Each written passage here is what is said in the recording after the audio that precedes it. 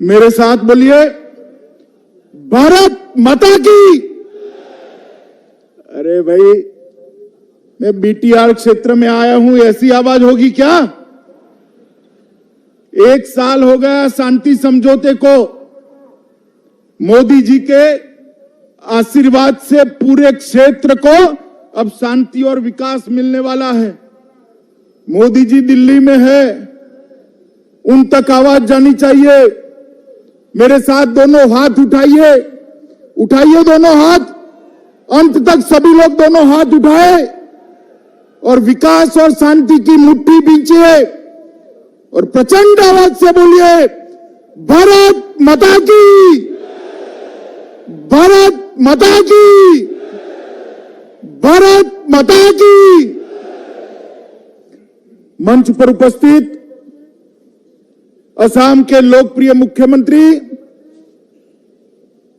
श्रीमान सर्बानंद सोनोवाल जी, असम के वित्त और स्वास्थ्य मंत्री मेरे मित्र श्रीमान हेमंत बिस्वा शर्मा जी, ये हमारे शांति समझौते के एक प्रमुख शिल्पकार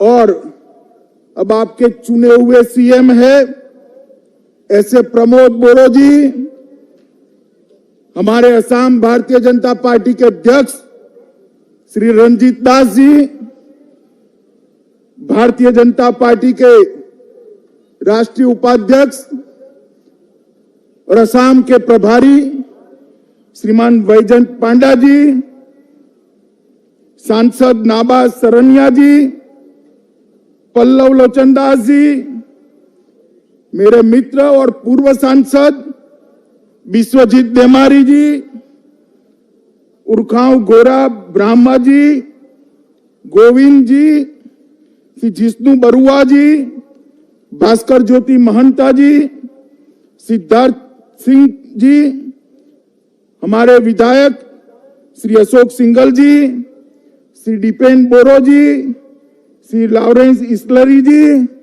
और आज इस ऐतिहासिक दिन पर गिनती न हो सके इतनी संख्या में उपस्थित बोडो क्षेत्र के मेरे प्यारे भाइयों और बहनों को मैं प्रणाम कर कर मेरी बात की शुरुआत करना चाहता हूं। मित्रों, आज इस ऐतिहासिक रैली में मैं पूरे देश को आपके माध्यम से कहना चाहता हूं, मेरे राजनीतिक जीवन में मैंने बहुत रैलियां देखी हैं, इससे बड़ी भी रैलियां देखी है, संबोधित की है, मगर आज इस रैली को संबोधित करते हुए मेरे मन को अपार शांति का अनुभव हो रहा है, क्योंकि आज से ठीक 1 साल पहले देश के प्रधानमंत्री जी के नेतृत्व में बोडो शांति समझौता हुआ और बोडो शांति समझौते ने प्रधानमंत्री जी ने एक निर्देश दिया कि पूरे उत्तर पूर्व में जहां जहां अशांति है, इंसर्जेंसी है, सभी लोगों के वार्ता करिए और उनके साथ शांति का रास्ता प्रशस्त करिए। और मित्रों, मुझे कहते हुए आनंद है कि जो बीटीआर क्षेत्र का शांति समझौता हुआ मोदी जी की अगुवाई में, उसको 1 साल आज पूरा हुआ है। आपका चुनाव भी समाप्त हो गया है और शांति के एक नए युग की शुरुआत हुई। मित्रों, सालों से चली आई समस्या जिसने 5000 से ज्यादा लोगों की जान ली, मोदी जी के दृढ़ निश्चय और मोदी जी के मार्गदर्शन और हमारे प्रमोद जी के इनिशिएटिव के कारण आज ये समस्या शांत हो गई है और आने वाले अनेक सालों तक ये हमारा बोडो क्षेत्र विकास के रास्ते पर आगे चल पड़ेगा। मित्रों, आज मोदी जी के प्रतिनिधि के नाते, भारत के गृह मंत्री के नाते मैं आप सभी को विश्वास दिलाने आया हूं कि बोडो क्षेत्र जो कभी रक्त रंजित हुआ करता था, हथियार उठाने वाले लोग यहां हत्याएं करते थे, अपहरण करते थे, आज मैं आपको विश्वास दिलाना चाहता हूं कि कुछ ही सालों में पूरे असम में सबसे विकसित क्षेत्र ये हमारा बोडो क्षेत्र होने वाला है मित्रों, सबसे विकसित क्षेत्र होने।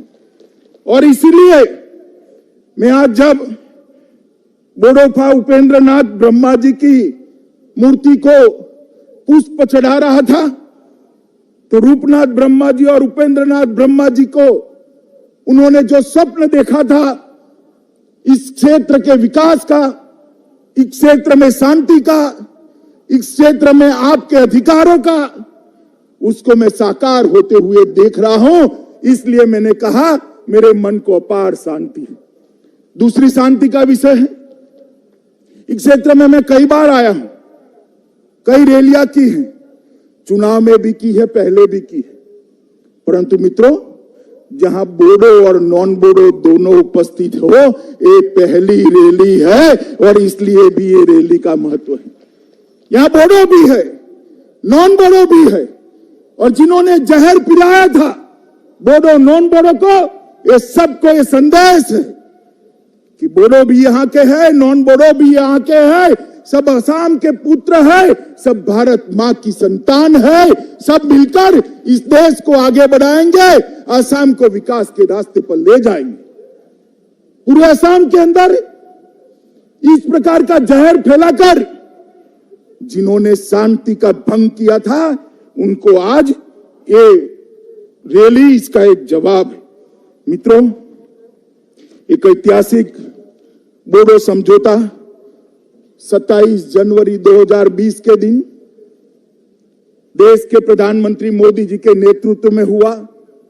मुझे उसमें उपस्थित रहने का सौभाग्य मिला था और उस वक्त जो बातें हुई थी लिखित में और मौखिक, मैं आज आप सबके सामने इसका कमिटमेंट दोहराने आया हूं कि भारत सरकार वो सारे वादों को पूरा कर आपके विश्वास को पूरा करेगी। मित्रों, असम सरकार ने भी, हमारे मुख्यमंत्री सर्बानंद जी और भाई हेमंत विश्व शर्मा ने भी इस समझौते के लिए बहुत अच्छा प्लेटफॉर्म तैयार करने का काम करा। और मैं आज भी सभी लोगों को कहना चाहता हूं कि ये जो वादे किए गए हैं वो हमारे प्रधानमंत्री जी के पूर्वोत्तर के विकास के विजन के लिए इसका एक हिस्सा है और इसको पूरा करना हम सबका लक्ष्य है।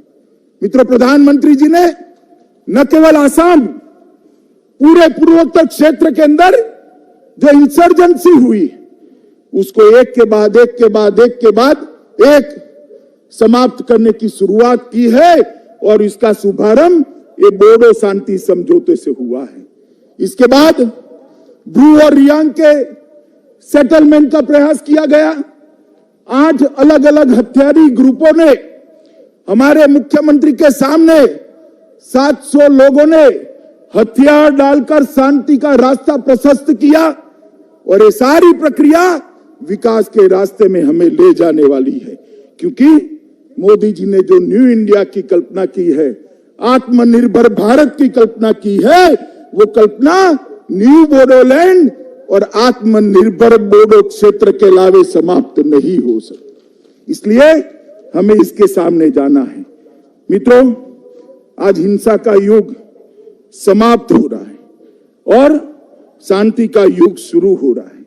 मैंने जैसे कहा, ब्रू रियांग समझौता, 8 उग्रवादी ग्रुपों ने 700 लोगों ने करीब करीब हथियार डाले और जम्मू कश्मीर के अंदर भी धारा 370 और 35A को उखाड़कर हमेशा के लिए आतंकवाद को निर्मूल करने का काम देश के प्रधानमंत्री ने किया।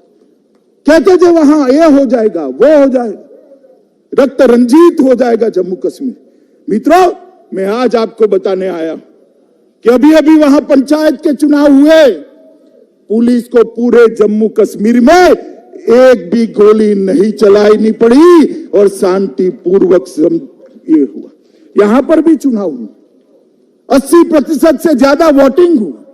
जिसने जिसको वोट देना था उसको वोट दिया, मगर कहीं पर भी हिंसा नहीं हुई, एक भी बूथ पर पुलिस को गोली नहीं चलानी पड़ी। मैं मानता हूं ये हम सबका संयुक्त विजय है, शांति का विजय है मित्रों।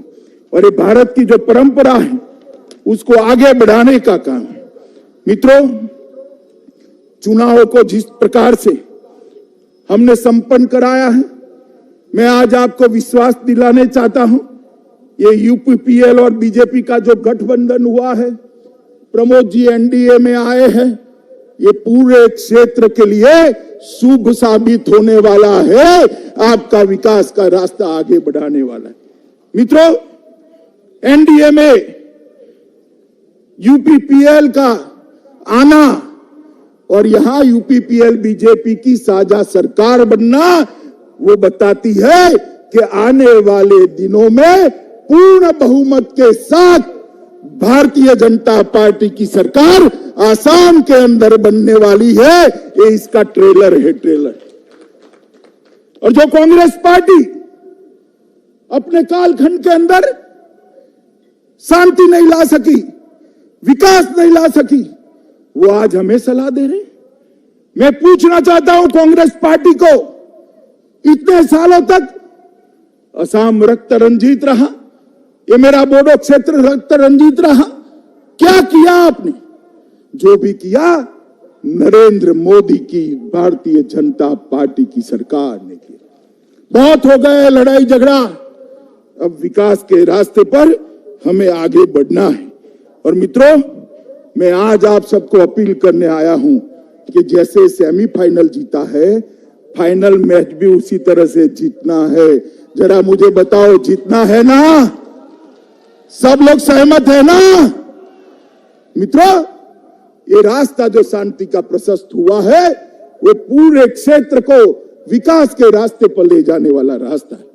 और मित्रों, कांग्रेस पार्टी ने भी कई समझौते किए, मगर समझौते कभी समाप्त नहीं होते थे, उनकी अनुपालना नहीं होती थी। वादे तो बहुत करते थे, वादे पूरे नहीं होते थे। मगर मैं आपको बताता हूं, ये नरेंद्र मोदी सरकार है, जो वादे प्रधानमंत्री करते हैं उसी को अपने ही कालखंड के अंदर समाप्त करते हैं। ये बोडो शांति समझौता कर प्रमोद जी मेरी ऑफिस में आए थे और उन्होंने मुझे कहा कि सारी चीजों का अनुपालना होना चाहिए। और मित्रों, मैंने उनको वादा किया था कि हम चुनाव के पहले ये सारी चीजों को समाप्त कर आपके लिए और बोडो क्षेत्र के लिए शांति का काम करेंगे। मित्रों, आज मुझे कहते हुए हर्ष हो रहा है, जब एक साल समाप्त हो रहा है, बीटीएडी के आसपास के लिए जो बोडो संगठन की मांग थी कि जनजातीय बाहुल्य आबादी वाले गांवों को बोडो क्षेत्र के अंदर शामिल किया जाए और 60 सीटों तक ले जाने के लिए, यहां से लो ऐसा करना, 60 सीटें बनाने के लिए भी विचार की जाए। और इसके लिए एक आयोग का गठन, काम करने का काम हमने समाप्त कर दिया है। ये आयोग अब आसपास के गांवों का सर्वे कर निर्णय करेगी।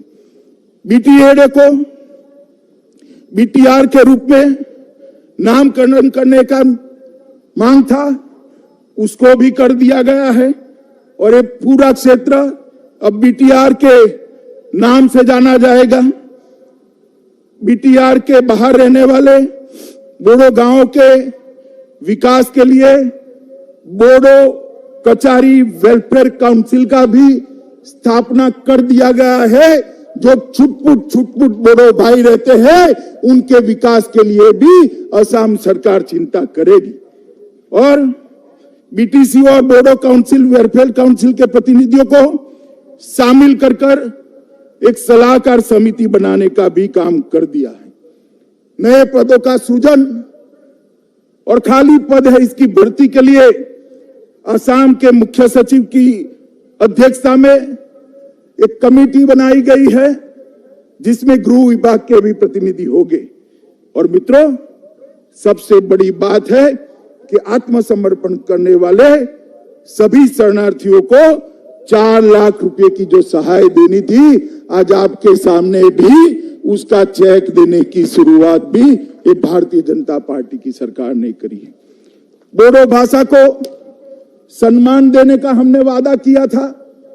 असम के मुख्यमंत्री और हेमंत विश्व शर्मा बैठे हैं। असम सरकार ने राज्य की सह राजभाषा का दर्जा बोडो लैंग्वेज को देकर आज वर्षों पुरानी मांग समाप्त कर दी है। बोडो मीडियम के स्कूल खोलने के लिए भी अलग डायरेक्टरेट स्थापना करने का काम शुरू कर दिया गया है और डायरेक्टरेट को निर्देशालय को स्थापित भी कर दिया गया है। असम सरकार उदुलगड़ी, बक्सा और चिरांग में 3 मॉडल डिग्री कॉलेजों की भी स्थापना कर रही है।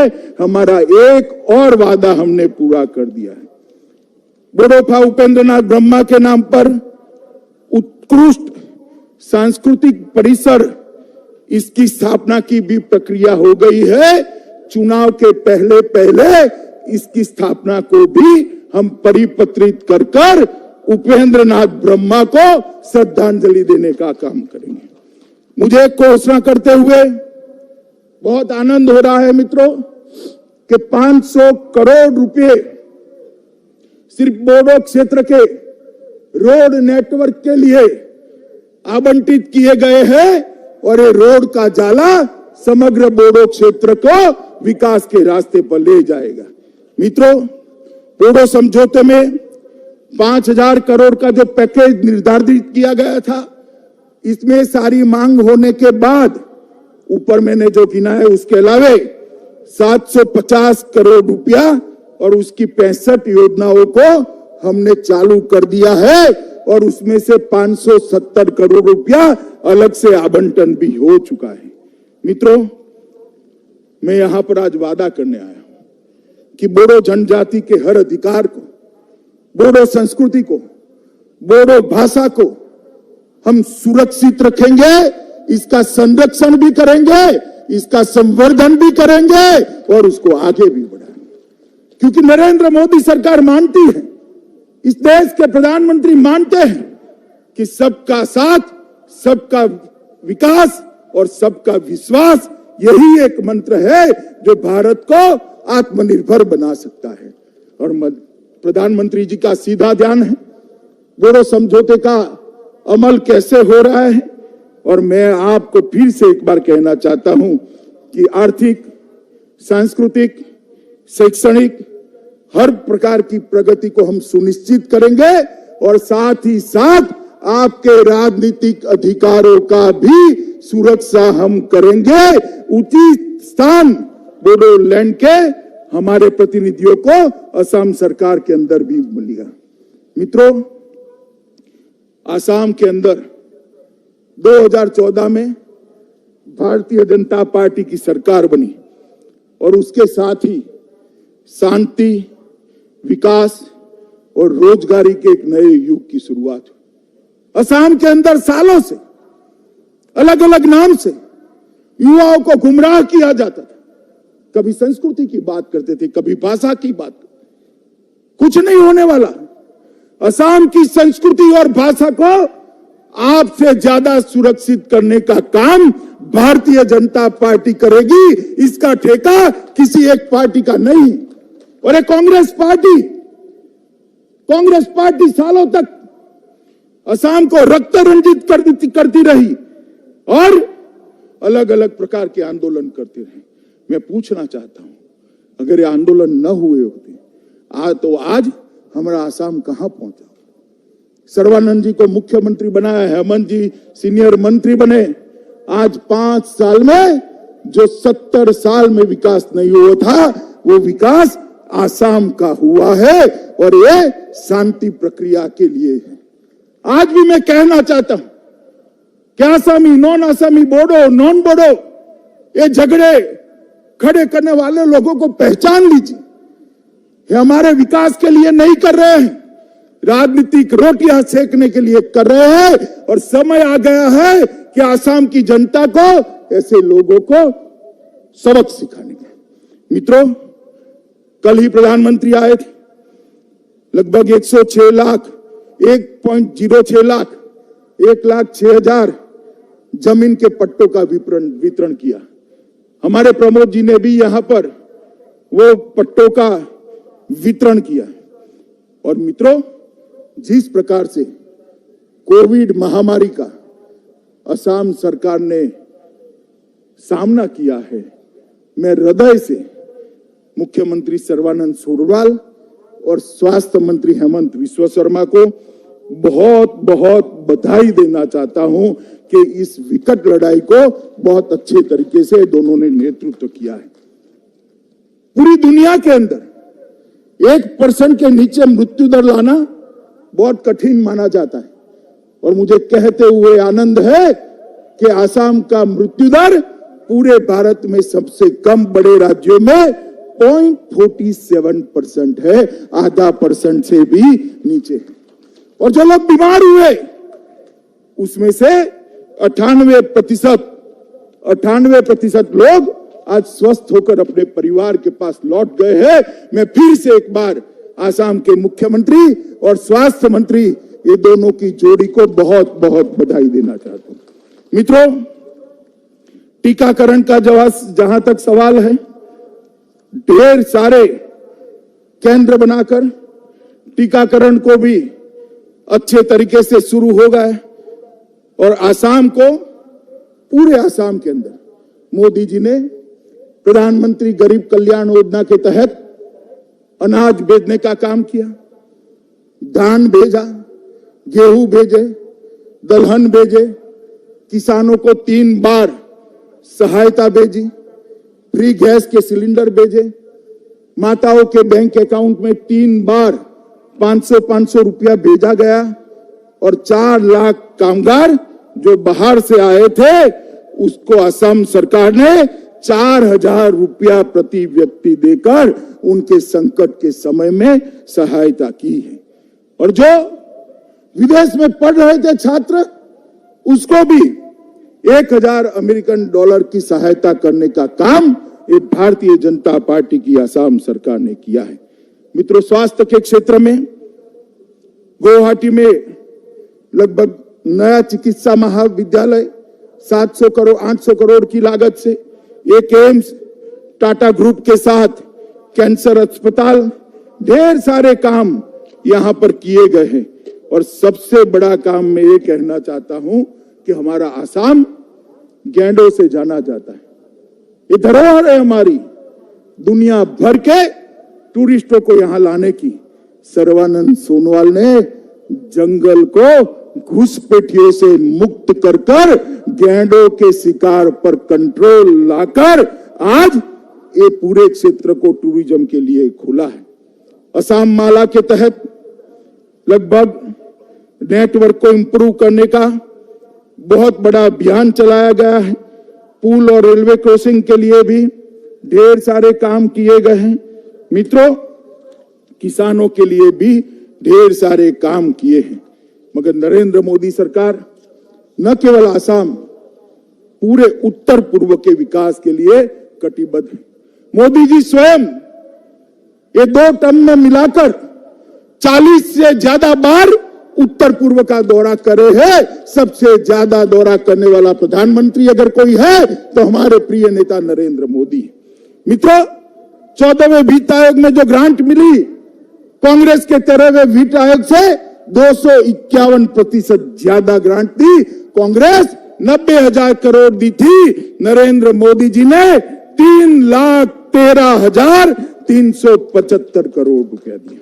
मित्रों, डोनर मंत्रालय के ग्रांट में भी 65% वृद्धि की गई। सिक्किम में पोक्यांग में 550 करोड़ का हवाई अड्डा, असम में ब्रह्मपुत्र नदी पर 6,000 करोड़ का बोगीबील रेल सह सड़क पुल, कुमारघाट अगरतला के लिए नई रेल लाइन, मीटर गेज को ट्रंक लाइन से ब्रॉड गेज में बदलने के लिए 8,000 करोड़, तुरियाल जल विद्युत योजना मिजोरम 1,400 करोड़, पारे जल विद्युत योजना अरुणाचल 1600 करोड़, त्रिपुरा गैस आधारित बिजली प्लांट 1100 करोड़, NH44 त्रिपुरा के अंदर 800 करोड़, अरुणाचल के अंदर चांगलोंग खोस सड़क 450 करोड़ और आसाम में NH37 में 400 करोड़ रुपया का और निवेश। ढेर सारे काम। नॉर्थ ईस्ट की सभी राजधानियों को रेल से जोड़ना, हवाई मार्ग से जोड़ना और इसके माध्यम से नॉर्थ ईस्ट का विकास करना। मित्रों, मुझे विश्वास है कि मोदी जी के नेतृत्व में जो सरकार बन रही है, यहां पर भी आप भारतीय जनता पार्टी की सरकार बनाई है। भारतीय जनता पार्टी की डबल डेकर सरकार इस क्षेत्र का द्रुत गति से बहुत स्पीड के साथ विकास करेगी और विकास के नक्शे पर हमारे आसाम और बोडो क्षेत्र को पूरे भारत में सर्वप्रथम स्थान पर रख देगी। मित्रों, इस समुचित विकास के माध्यम से यहां टूरिज्म भी आएगा और हमने प्रमोद बोरो पर यहां की जनता ने एक बहुत बड़ा दायित्व दिया है। मैं बोरो जी को कहना चाहता हूं कि आप जरा भी चिंता मत करिए। राज्य सरकार और केंद्र सरकार इस क्षेत्र के विकास के लिए आपके पीछे चट्टान की तरह खड़ी है। आप आगे बढ़िए और शांति के युग की जो शुरुआत हुई है, इसको अगले चरण में ले जाने का काम करिए। और मित्रों, मैं फिर से एक बार कहता हूं, भ्रष्टाचार मुक्त, घुसपैठिए मुक्त, आतंकवाद से मुक्त और प्रदूषण से मुक्त असम अगर बनाना है तो मोदी जी के नेतृत्व में भारतीय जनता पार्टी भी बना सकती है। आने वाले चुनाव में पूर्ण बहुमत के साथ कमल की सरकार बनाइए, एनडीए की सरकार बनाइए और बोडोलैंड के विकास को सुनिश्चित करिए। मैं पूछना चाहता हूं यहां उपस्थित सभी भाइयों बहनों को, बताइए, आप आसाम में फिर से भारतीय जनता पार्टी की सरकार बनाने के लिए तैयार है? सुनाई नहीं पड़ता, हाथ ऊपर कर जोर से बोलिए, तैयार है? और जोर से बोलिए, तैयार है? तो मेरे साथ दोनों हाथ उठाइए और विजय के संकल्प का मुट्ठी बींचिए और प्रचंड आवाज से बोलिए, भारत माता की, भारत माता की, भारत माता की, वंदे